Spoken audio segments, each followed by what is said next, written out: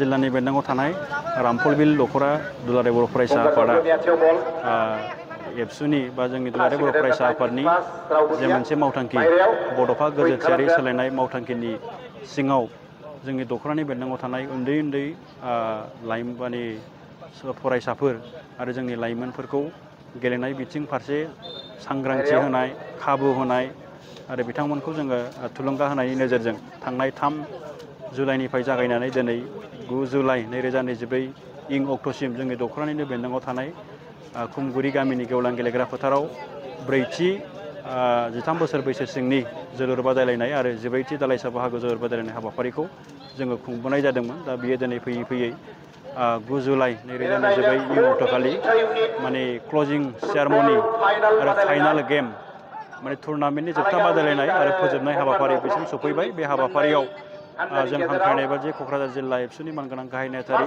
खाम्फा बसुमतारी बिथाङा बाहागो लाफैनानै गावनि बिबुंथिनि गेजेरजों दिनैनि हाबाफारिखौ बेखेवनानै होलाङो। बेनि थाखाय आङो दखरा एबसुनि जानानै बिथांनिसिम साबायखर जासिदों।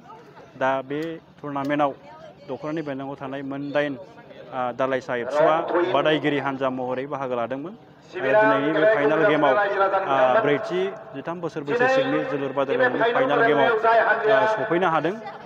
एसे सिगाङाव बिनि बादायलायनायाबो जानानै थांबाय जे बेलगुरि दालाइसा एबसु आरो बिथांमोननि हेंथायै बालाथङा दालाइसा एबसुआ गेलेनानै देरहासार जानो हानांबाय आरो दा 14थि दालाइसा बाहागोनि जोलुर बादायलायनाय बियो सोलिगासिनो दङ। बेवहाय गंगार जफ्लं दालाइसा एबसुनि हेंथायै कारायगाव दालाइसा एबसुआ बाहागो लादों। गुबुन गुबुन समफोरनि बायदि देग्लायबो जोंनि ओनसोलनि माहारियारि आफादफोरनि समाजारि आफादफोरनि दैदेनगिरि बिबानगिरि जोंनि समाजनि मेलेमजिबि रायजो राजाफोर गेलेनायखौ मोजां मोनग्रा रायजो राजाफोरा ग्रोब ग्रोब बाहागो लानानै जोंनि हाबाफारिखौ मोजांथारै खुंफुंनायाव जोंखौ थुलुंगा हेफाजाब होबाय। बेनि थाखाय आङो दखरा एबसुनि जानानै साबायखर जासिदों। दा जों दिनै जाथि हिसाबै बा जों माहारि हिसाबै जाथि दानायनि खामानि बा हाबाफारिफोराव मुखुब जानायनि नांथाबनायनि मोनसे थासारि मोनसे सम सफैदों। मानोना थांनाय 2020 इं मायथाइनि सिगां जोंनि ओनसोलाव बेबायदि परिबेस बा बेबायदि मोनसे आबहावाया गैयामोन।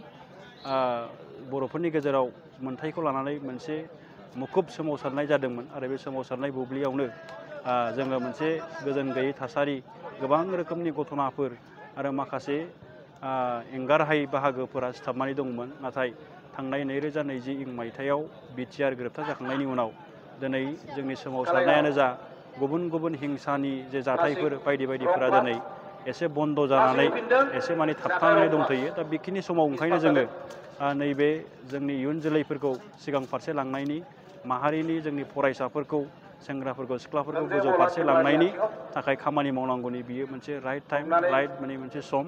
बेखिनि समाव जोङो गेलेनाय बिथिङावनो जा जोंनि हारिमु बिथिङावनो जा जोंनि सोलोंथाइ बिथिङावनो जा जायखिजाया बिथिङाव जोंनि लाइमोन सेंग्रा सिख्लाफोरखौ जोङो दैदेनलांनो थाखाय एबसु हिसाबै नाजादों आरो बेवहाय जोंनि समाजनि बयबो जुदि हेफाजाब मदद खालामोबा जोङो बेनि मोजां रिजाल्टखौ फैगौ कन्टिनिउ जुदि लांबाय थानो हायोबा थाब जोङो मोननो हागोन। आरो गेलेनायनि बिथिङाव दिनै गोबां सानसुमैफोरा जोंनि मेलेमजिबिफोरा बुंदों जे बर'फोरा बा बर' लाइमोन सेंग्रा सिख्लाफोरा गेलेनायनि थाखाय मोनसे फिट माने फिजिकेलि हक मेन्टेलि हक बा बेबायदि मोनसे पटेनसियेल गोनां माने जोंनि बर' सेंग्रा सिख्लाफ्रा। बेखायनो जोङो दिनैबो नुगोन नेसनेल इन्टारनेसनेलाव गोबां माने बिथिङाव जोंनि बर' प्लेयारफोरा गेलेगिरिफोरा दिनै गेलेनानै गाव गावनि केरियारखौ बानायनो हादों, गाव गावखौ सिनायथि होनो हादों, जाथिखौ दैदेननो हादों।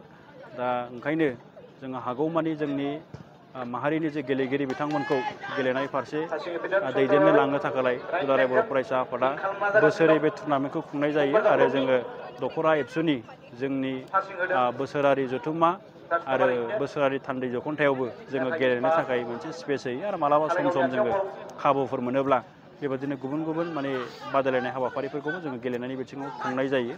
दा बेखिनि समाव जोंनि बे रामफलबिल हालामनि आरो गुबुन गुबुन बिथिंनिफ्राय जोंखौ रांखान्थियारि बिथिङै मेलेमारि बिथिङै देहायारि बिथिङै हेफाजाब मदद खालामनानै जोंनि जे टुर्नामेन्ट बेखौ मोजांथारै बा जोबजासिम खुंफुंनो थाखाय हेफाजाब मदद खालामनायनि थाखाय बयनिसिमबो आङो दखरा एबसुनि जानानै रोजा रोजा साबायखर जासिहरबाय।